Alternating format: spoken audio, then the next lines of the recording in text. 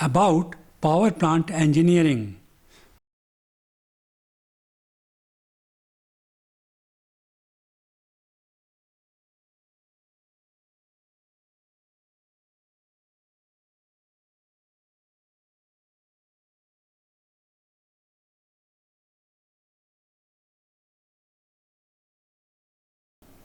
Namaste friends. In previous lecture, I had mentioned that I would take up coal storage and coal handling in power plants. It is part of process 2 as mentioned in layout of thermal power plant. It may be noticed that this process involves incoming of coal, its storage and its handling in plant.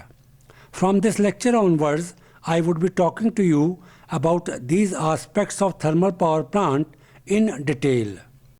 Actually, it is said so commonly because coal is major fuel used in thermal power plants. Environmental concerns do not favor use of coal as fuel. Therefore, continuous efforts are being made to replace coal with other fuels. Natural gas is a quite promising alternative to coal. To some extent, diesel oil is also being used. To avoid pollution, low sulfur diesel oil is preferred. Natural gas. It is a colorless and odorless gas. It is formed by decomposition of plants and animal remains that are buried beneath the surface of earth.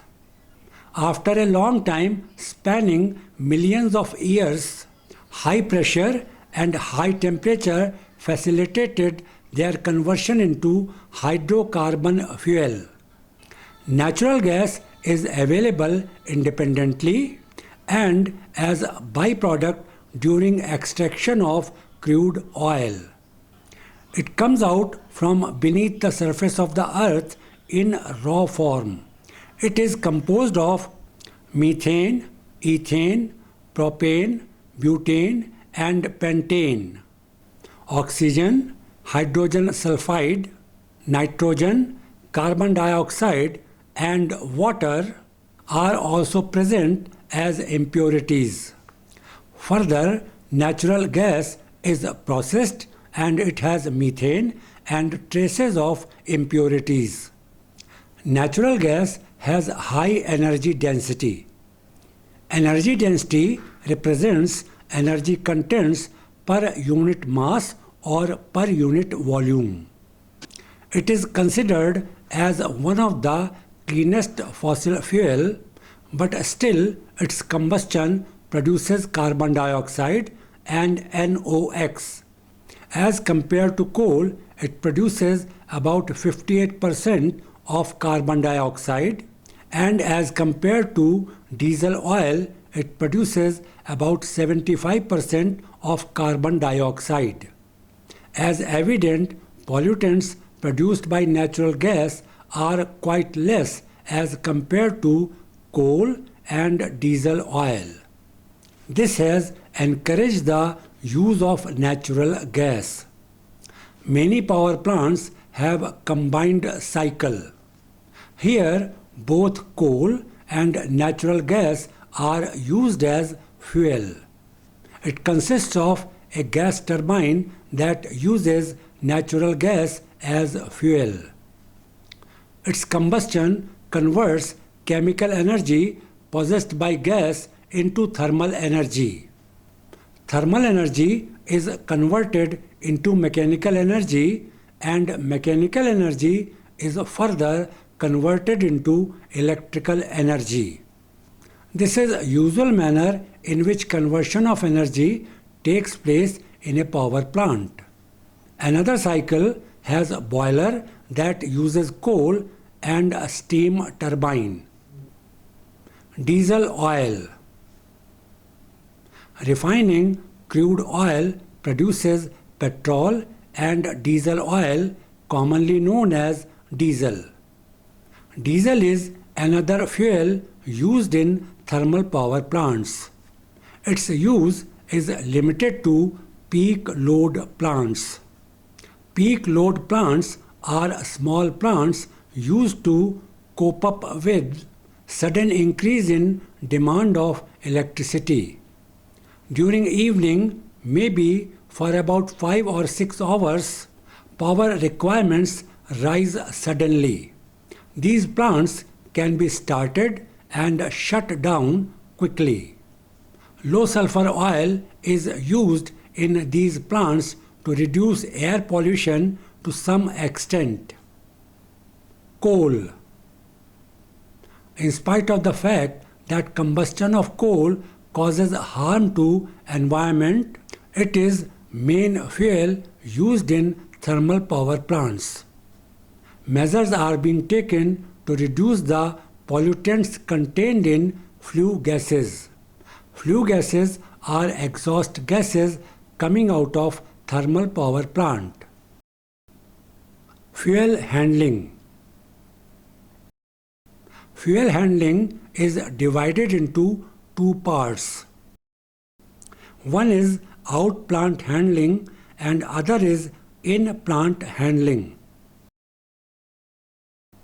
Out plant handling. It includes procurement of fuel and its transportation to plant.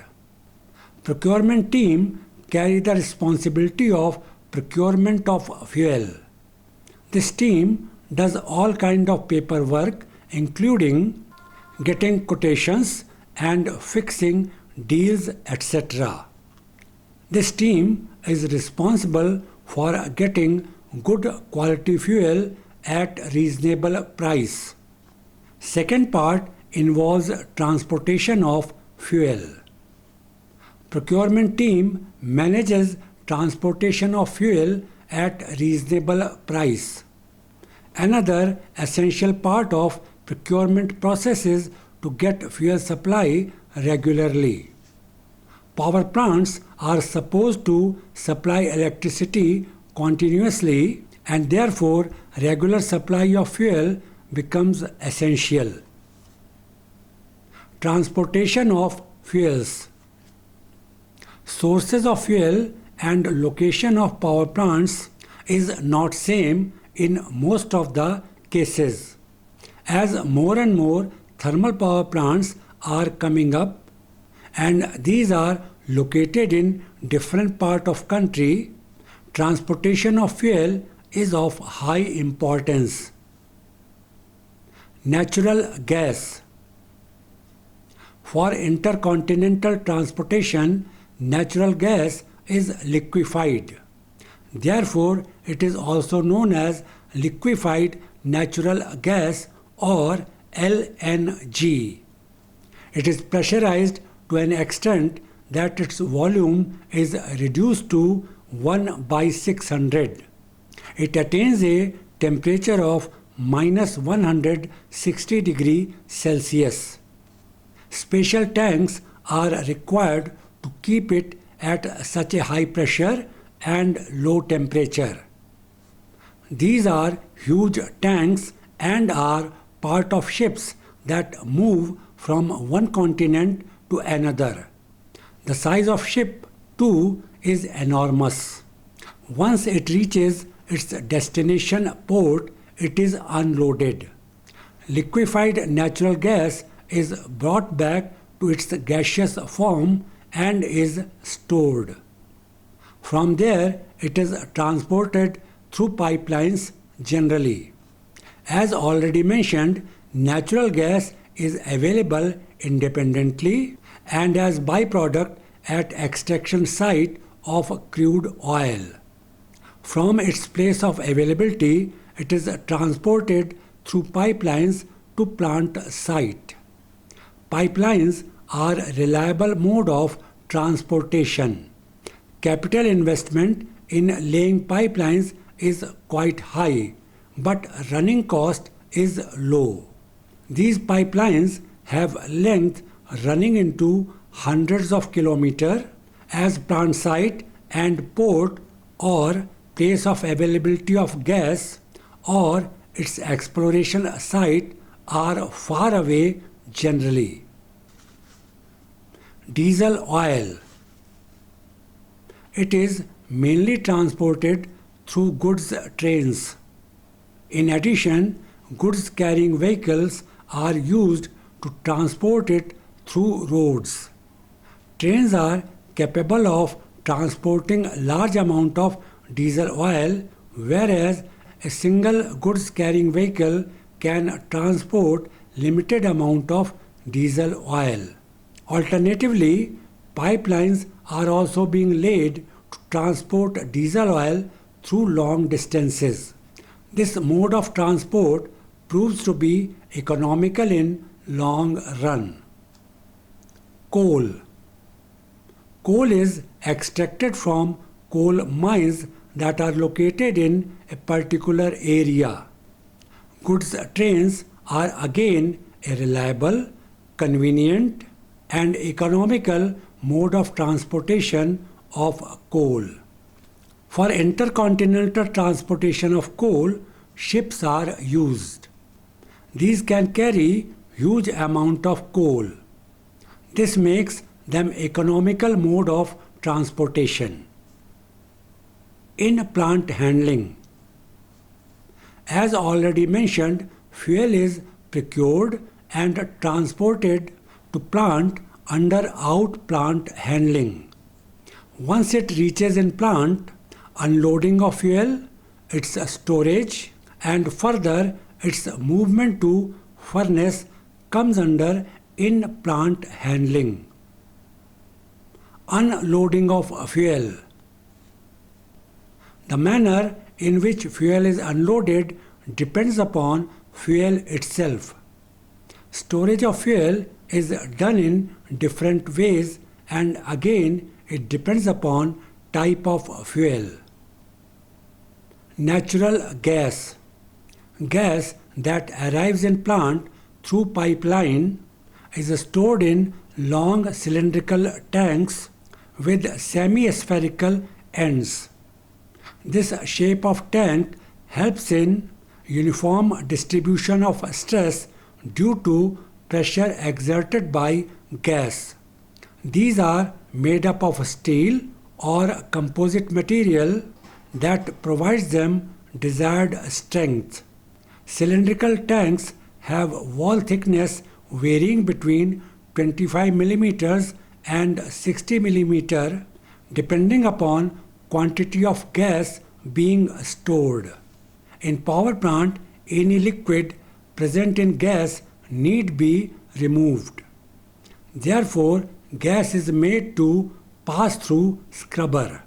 Next, it is made to pass through flow measuring device. It is essential to measure the volume of gas entering the plant. Then it passes through dryer to remove any moisture that is left. It is essential as even a small amount of moisture affects the performance of gas compressor. In compressor, gas is compressed. Compressed gas at a pressure of about 250 bar is stored in cylindrical tanks. This makes storage convenient as volume is reduced. When needed, gas is released from tank. Its pressure is reduced according to requirement of plant. As pressure of gas is reduced, its temperature also reduces. Suitable arrangements are made to raise the temperature of gas to desired level. Diesel oil. Diesel oil transported to plants is stored in bulk storage tanks. These tanks may be stalled above ground or underground. Tanks stalled above ground are provided with emergency relief valve to release high pressure inside tank. This high pressure may occur during filling of tank. It may also occur due to change in atmospheric temperature. Relief valve is connected to vent pipe for safe discharge. Discharge must be done at least 2 meters away from building openings and at least 6 meters away from air intake system of engine. In plants where ethanol blended diesel oil is used, it is essential to provide flame arrestor at the outlet of vent pipe. This is because ethanol blended diesel oil has low flash point. In addition, vacuum may be formed during filling. This also need be destroyed. The tank is also required to have spill control. This is used to prevent oil spill. Tanks installed underground are required to have corrosion protection for tanks as well as pipelines that are laid underground. Using anti-corrosion material for tanks and pipelines achieves it. The base and fill of the tank is made of compact sand and gravel. These are required to be located at safe distance from plant, public places and other buildings. Apart from bulk storage tank, there is a day fuel tank. This can store supply required for 24 hours or a day. Pumps are used to transfer oil from bulk storage tank to day fuel tank. Pump used is positive displacement gear pump. It is located above the bulk fuel tank.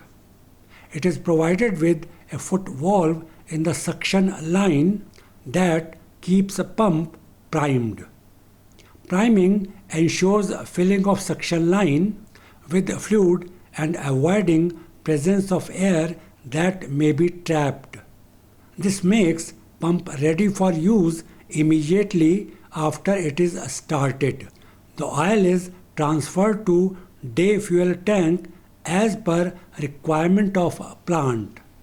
To remove any suspended impurity, strainers are used.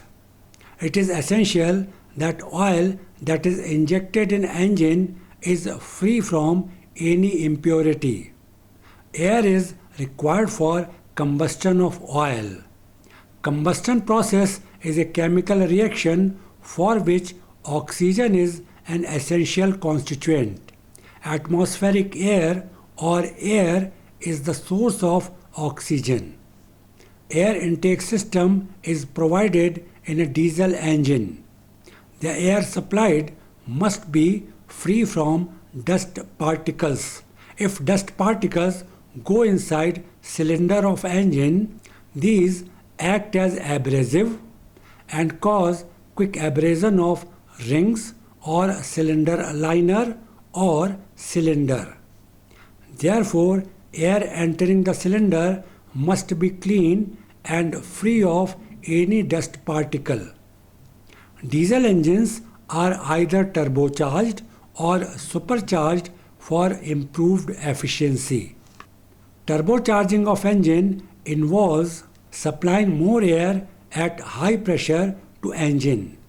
It is done with the help of air pump and helps in achieving better efficiency. Supercharging of engine involves use of supercharger that is mechanically driven by engine. This allows enhanced supply of air at high pressure. With enhanced supply of air, more fuel can be added. This enhances output of engine. Coal. As already mentioned in the beginning of lecture, using coal as fuel in power plants has adverse effect on atmosphere. It causes air pollution that is harmful for every living being. The reason being that coal has high sulfur and nitrogen contents. To reduce use of coal, efforts are being made to replace it with alternate fuels. Still, plants have to depend upon coal largely. There are several reasons behind it.